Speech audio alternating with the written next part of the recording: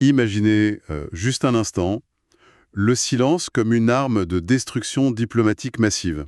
C'est une image assez forte, ouais. Bah oui, parce qu'aujourd'hui, on fait une plongée dans un document qui affirme qu'en ne disant absolument rien, le plus haut dignitaire de l'Église catholique a potentiellement redessiné toute la carte des pouvoirs en Méditerranée. Rien que ça. Ouais, rien que ça. On va explorer un texte fascinant qui est construit autour d'une visite papale en Algérie. Et le truc, c'est que ça nous oblige vraiment à repenser la manière dont l'influence géopolitique s'exerce au XXIe siècle, quoi. Et c'est un document qui est vraiment remarquable par sa dualité, tu vois. Parce qu'il se contente pas du tout de relater un simple voyage officiel avec le protocole habituel.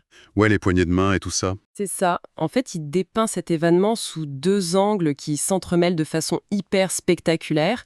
D'un côté, on a une quête spirituelle très profonde sur les traces de la chrétienté antique. D'accord. Et de l'autre, une vraie démonstration de force diplomatique qui viserait, selon l'auteur du texte, à contrer des pressions politiques intenses de la part de la France. Et donc, la mission de notre exploration aujourd'hui, ça va être de démêler un peu tout ça.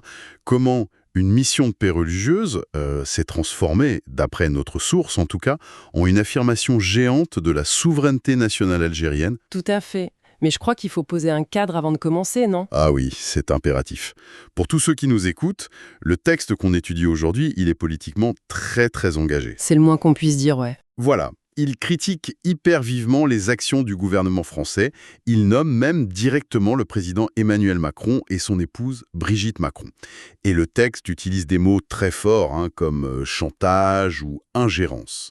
Et notre rôle ici, on le rappelle, c'est pas du tout de valider ces accusations. Surtout pas, ni de les condamner d'ailleurs. On va vraiment garder une distance journalistique stricte, on observe les affirmations à la loupe et on décortique juste la logique du récit de l'auteur. Cette impartialité, elle est vraiment clé pour capter les enjeux du texte, en fait. On va naviguer à travers les arguments de la source pour comprendre sa vision d'un nouvel axe stratégique. Exactement. Et d'ailleurs, avant de sauter dans le grand bain, il y a une petite curiosité éditoriale dans ce document qui m'a bien fait rire. Ah oui, l'histoire des non-rouliers. Le souverain pontife, Léon XIV. Puis quelques paragraphes plus loin, ça devient Léon X. C'est vrai. Et à la toute fin, dans la seconde moitié du texte, là, il l'appelle finalement le pape François. C'est fou quand même. Au début, on se dit, c'est des énormes coquilles d'édition, le correcteur dormait, quoi. C'est l'explication la plus simple, ouais. Mais quand on y réfléchit 2 secondes, ça va peut-être un peu plus loin que ça. Absolument. Ce glissement dans les noms des papes, c'est sans doute pas juste une inattention. En réalité, ça trahit un peu l'état d'esprit de l'auteur. Ah ouais, tu le lis comment, toi? Pour lui, le nom du gars qui visite l'Algérie, au fond, il s'en moque. Que ce soit un pape de la Renaissance comme Léon X, ou un pape du futur inventé comme Léon XIV, ou le François actuel. C'est juste l'institution qui compte. Voilà. L'individu s'efface complètement derrière le symbole massif du Vatican.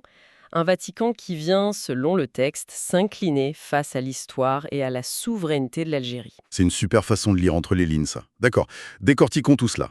Commençons par la fondation spirituelle de la visite. C'est essentiel, oui. Parce qu'avant que la bagarre géopolitique ne commence, le texte, il pose un décor vachement solennel, très ancré dans le passé.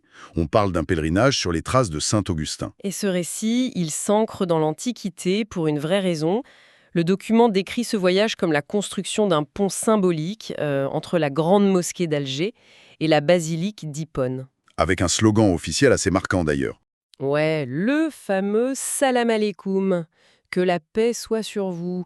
Mais attention, la source insiste bien sur le fait que c'est pas juste un petit vœu pieux pour faire joli sur les photos. Non, c'est quoi l'expression qu'ils utilisent? Une nécessité civilisationnelle, je crois? C'est ça, une nécessité civilisationnelle. C'est très fort comme concept. Ouais, très lourd de sens. L'auteur nous fait carrément une carte mémorielle du christianisme en Afrique du Nord. Il parle de Soukaras, la ville de naissance de Saint-Augustin. Et avec ce détail génial sur l'olivier, là. Ah oui, l'olivier séculaire, que la population locale algérienne, qui est pourtant musulmane, vénère encore aujourd'hui. C'est fascinant de voir cette préservation. Il y a aussi la mention de Mador pour ses années d'école, et puis Annaba, l'antique Hippone, où il était évêque. Le texte nous fait vraiment un tableau du pape en train de regarder les anciennes voies romaines. Et les vieux aqueducs, les systèmes d'évacuation d'eau. Et tu sais, ça m'a fait penser à un truc. Dis-moi. Ces systèmes romains d'évacuation d'eau, ils n'étaient pas juste là pour décorer. Ils s'adaptaient aux contours de la montagne, du terrain, pour transporter l'eau. Ouais, une ressource vitale, c'est sûr.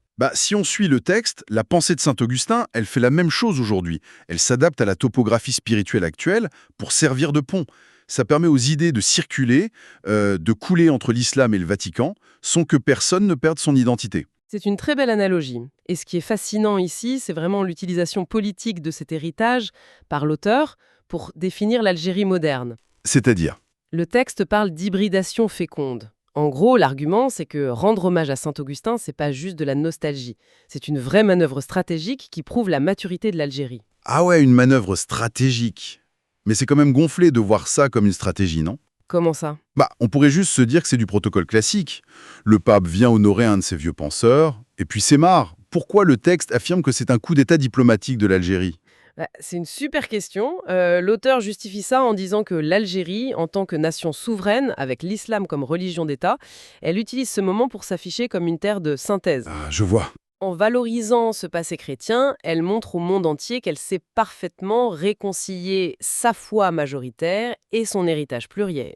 Donc, selon la source, ça devient un bouclier contre les accusations d'extrémisme. Exactement. C'est un message clair envoyé à l'international. Le vivre ensemble en Algérie, c'est pas une leçon qu'on doit leur dicter depuis l'étranger, c'est une réalité concrète. Sauf que ce magnifique pont spirituel, il se construit pas dans le monde des bisounours, hein.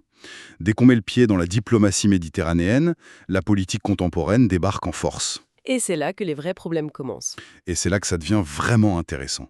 Parce que le texte, il passe d'un coup de la poésie des vieilles pierres romaines à une véritable guerre d'influence en coulisses. Une tempête diplomatique, on peut le dire. Ouais, la source affirme que cette mission religieuse s'est mangée des pressions colossales de la part de l'Élysée. Tout à fait. Selon l'auteur, la diplomatie française aurait carrément essayé de pirater l'agenda de cette visite. Le document accuse l'État français d'avoir voulu transformer le pèlerinage en, je cite, un tribunal médiatique. Un tribunal médiatique, rien que ça. Mais avant de voir comment le Vatican réagit, il faut qu'on explique ce qui met le feu aux poudres. L'affaire Gillise. C'est ça. Le texte parle beaucoup du dossier d'un journaliste, Christophe Gillise. Sans prendre parti, évidemment, qu'est-ce que ce dossier représente dans le récit de la source? En fait, le texte nous montre un choc frontal entre deux visions complètement opposées. D'un côté, la France et certaines ONG parisiennes qui voient l'affaire Gillise uniquement sous l'angle de la liberté de la presse. Et des droits de l'homme, j'imagine. Ouais, voilà, ils veulent forcer la discussion là-dessus au niveau international. Ok. Et de l'autre côté, Algérie, selon le document, elle voit ça comment? Selon la perspective algérienne rapportée par le texte, c'est pas du tout une question de liberté d'expression, c'est de la sécurité nationale pure et dure. D'accord. L'approche est radicalement différente. Oui, l'auteur parle de liens supposés avec des entités séparatistes, des groupes subversifs qui menaceraient la stabilité du pays.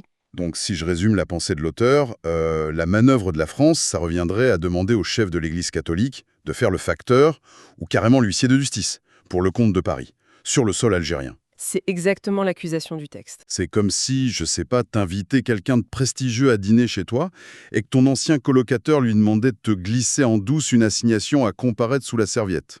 C'est une super métaphore et c'est exactement ce que l'auteur dénonce. D'ailleurs, la source traite la France de donneur de leçons qui chercherait à masquer ses propres problèmes de sécurité, tu vois. Ouais, l'ambiance est posée. Donc d'un côté, on a l'ancienne puissance coloniale qui veut dicter l'agenda moral, d'après l'auteur, et de l'autre, la nation haute qui défend mordicus ses tribunaux. Et pile au milieu de ce champ de mine, le Vatican. Bah oui, le pauvre pape, il vient parler de Saint-Augustin et de fraternité, et il se retrouve coincé. Comment la diplomatie vaticane gère ce bazar, selon le texte? C'est vraiment le pivot de tout le document, ça. L'auteur affirme que le Saint-Père a dit non, un refus catégorique de céder aux pressions de la France. Ah ouais, hein? Juste non, je m'en mêle pas. Pas seulement, il a refusé de servir de messager, mais le texte explique surtout comment il a justifié ce refus. Le Vatican s'est blindé derrière un texte très spécifique, le document d'Abu Dhabi. Attends, juste pour être sûr que tout le monde suive. Les documents d'Abu Dhabi, on parle bien de la fameuse déclaration de 2019, là, sur la fraternité humaine. C'est ça, oui, signé par le pape François et le grand imam d'Al-Azhar. Mais quel est le rapport? Pourquoi un texte signé aux Émirats arabes unis empêcherait le Vatican de s'impliquer dans un clash franco-algérien?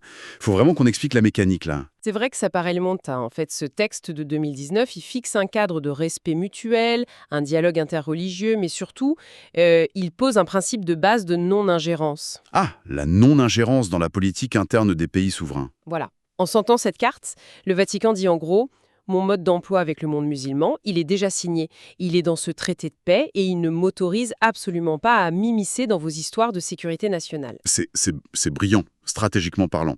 Le Vatican prend un énorme traité de paix spirituelle universelle et s'en sert comme d'un bouclier diplomatique antimissile. C'est tout à fait ça. L'Église refuse de devenir un pion ou un levier de pression pour des gouvernements occidentaux. Alors, qu'est-ce que tout cela signifie au fond? Parce qu'on arrive aux conséquences là. Et ce que le texte suggère, c'est que la meilleure arme du Vatican dans ce bras de fer, ça n'a pas été un gros discours énervé du pape. Non, pas du tout. L'arme fatale, ça a été le fait de ne strictement rien dire. Le vide. Le fameux silence papal sur le dossier Gilis. C'est dingue. C'est comme s'il créait une jurisprudence par le silence. En refusant de prononcer le moindre mot sur cette affaire en public, le pape ne dit pas juste je préfère pas en parler ». Non, l'impact est beaucoup plus fort. Il hurle en silence.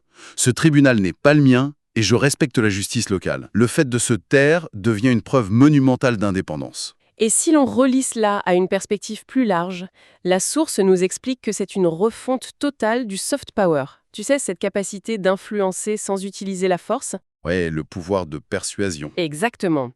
L'auteur affirme que le silence du pape équivaut à valider, de manière implicite mais hyper puissante, que l'Algérie est maître chez elle, souveraine sur sa propre sécurité. Et le texte parle même de la création d'un nouvel axe, je crois, l'axe Alger-Vatican, basé sur ce respect. Oui, un nouvel axe diplomatique. Et l'auteur nous vend ça comme une énorme victoire pour cet axe, mais surtout comme une défaite cuisante pour la diplomatie française. Il dit carrément que leur influence s'effondre face aux pays du Sud. Selon lui, l'Algérie a réussi un coup de maître. Elle a internationalisé sa propre version de la stabilité. C'est-à-dire qu'elle montre au monde qu'elle peut recevoir le boss de l'Église catholique, organiser un événement mondial sans accroc, tout en disant non aux anciennes puissances coloniales qui essayent de s'incruster. C'est le boss final du soft power, quoi. Et il y a un moment bien précis dans le texte qui illustre ça, c'est le discours à la basilique de Notre-Dame d'Afrique à Alger. Ah oui, un moment clé. L'auteur dit que ce discours a envoyé une image très claire à la planète entière. Regardez, la coexistence entre musulmans et chrétiens en Algérie, elle se passe très bien au quotidien. Ça vient contredire toutes les alertes de certaines ONG. Et c'est vraiment là-dessus que l'auteur conclut son analyse de façon, très militante. Pour lui, toute cette séquence avec le pape, ça signe l'arrêt de mort de la tutelle néocoloniale. Rien que ça. Oui. Il affirme que maintenant, le dialogue avec des pays comme la France, ça doit obligatoirement passer par une stricte égalité entre les nations. Plus de donneurs de leçons. Donc, si on résume la thèse globale du document, c'est que le droit international et le respect des souverainetés ont complètement écrasé les petites manœuvres politiques. C'est exactement le propos de la source, oui. Ce qui devait être juste une gentille mission pastorale est devenu, sous la plume de l'auteur, la consécration d'un pays du Sud qui s'assume sans aucun complexe sur la scène mondiale. C'est la mécanique profonde de notre exploration aujourd'hui, ouais. Ça montre bien que des trucs qui ont l'air poussiéreux, tu vois, des ruines romaines, un philosophe d'il y a 15 au siècle, ou des vieux symboles religieux, en fait, ce sont des armes géopolitiques ultramodernes. Mais c'est pour ça que j'adore faire ces plongées analytiques avec toi.